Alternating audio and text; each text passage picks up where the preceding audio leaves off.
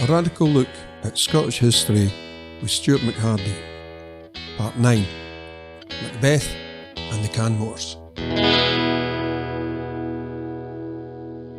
I've mentioned already how traditional stories can sometimes give us different takes on the past. But these are not the only kind of stories that can affect how we see our history.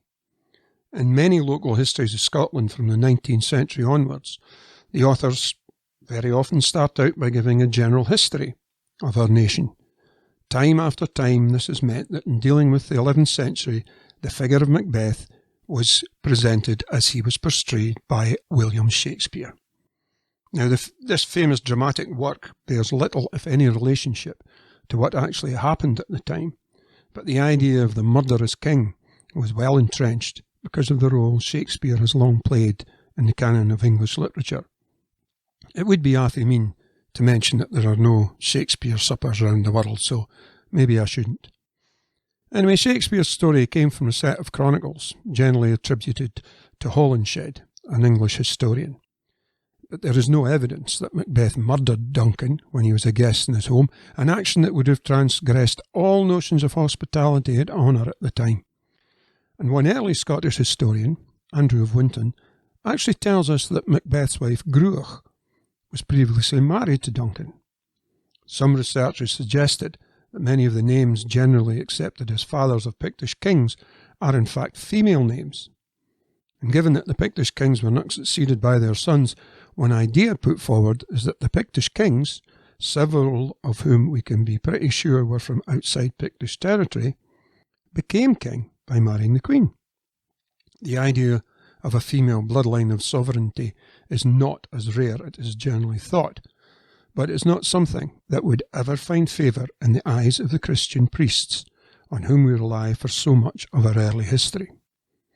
There's also some evidence that Macbeth himself had some claim to the throne, and in matters decided by the sword, legitimacy usually comes after the fact.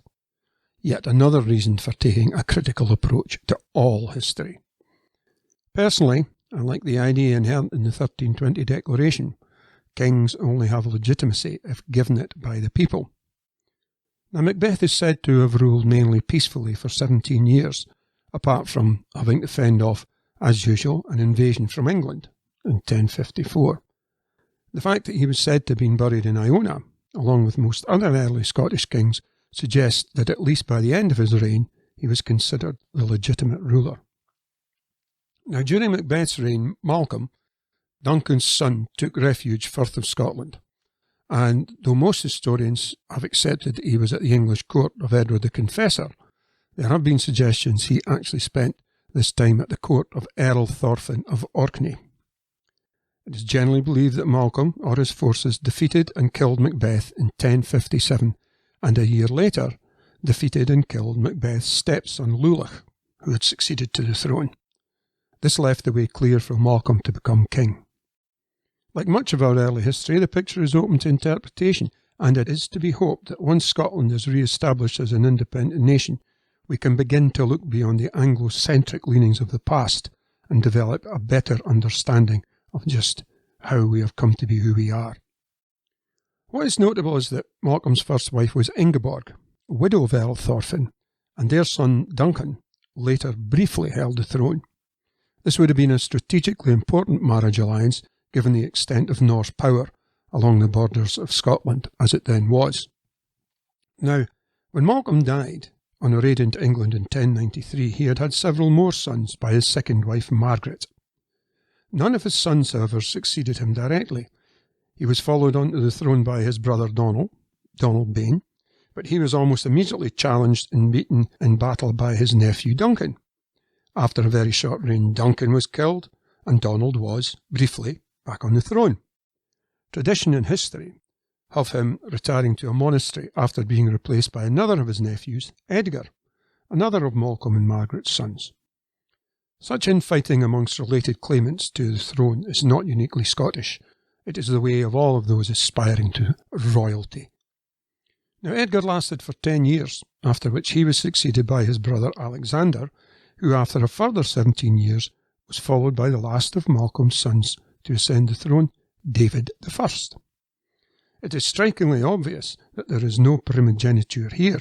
Brother is succeeding brother in a fashion akin to clan or tribal practice, where the successor was, wherever possible, the next in direct line of descent from the original, even if mythical, clan founder. According to this process, the chief's brother was clearly closer to the founder than the chief's son. Now, Malcolm's second wife Margaret stands out in Scotland's history mainly for her supposed dedication to the Christian Church, though I've always found the subtext of her having brought a new level of civilization to the northern barbarians objectionable. Historians have made much of the supposed feudal processes brought in by Malcolm's son David I, and in terms of feudal charters he certainly handed out lots of them. Whether much of the country was actually feudalised is doubtful indeed. How do you replace the head of a tribal structure related to all of his kin group with a stranger? The answer is, you dinna, unless you completely subjugate the entire tribe and impose a new form of rule, and for all the vaunted Norman origins of so many Scottish clans, we have no records of such battles anywhere, any time. Now, David was undoubtedly a centraliser and saw the feudal processes he had observed in England as useful indeed. But outside a few areas of the central belt, the evidence for feudal structure is slim indeed. Most of the so-called mottes, where the incoming Normans supposedly built their castles, when investigated, proved to be much older, and were often used for purposes other than defence. Even the ones that were used defensively have been shown not to be classic Norman-type structures at all, even if many are still referred to in both maps and archaeological record as mottes. The story of the Normanisation of Scotland has been built on shifting sands indeed.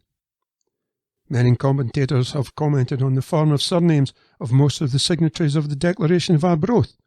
There we find de Menteith, de Graham, de Lennox, and many other similar names, but it's kind of obvious that after the de, an undoubtedly French term, almost every surname is a Scottish place name. The Normanised and Latinate charter writing conventions introduced by David I created formalised literary conventions and simply became how things were done. That said, there is one clear Norman name in there, de Umfraville, but it's the only one I can see. In Scotland's future history, I've looked in more detail at the supposed Norman families of Scotland, and while there is no doubt that the Lairdies have long wanted to have Norman forefathers like the English aristos they have so slavishly copied, as the Ayrshire laddie said, facts are chiels that winna ding. And though David was succeeded by his son in true feudal primogeniture style, it is worth remembering that he had been preceded on the throne by his brothers, and before them his uncle succeeded his brother Malcolm. Now after David, all this changed, but the clan system survived throughout much of Scotland for many centuries yet. Now David has been very well treated by historians and was referred to as a sair sanct for the croon, attesting his loyalty to and his support for the Christian religion. Now, there has been a hidden agenda in Scottish history since the Union and even before to try and make our past seem as much like that of England as possible. And the idea that Scotland was full of Norman knights brought on by David is part of this. He himself, however, was well aware of the potential problems to the south, and a suggestion has been made that his much praised creation of the famous abbeys of the borders was a subtle line of defence against encroachment from the south, designed to give pause to any English king marching north. What we can make out of his character certainly suggests he was no fool.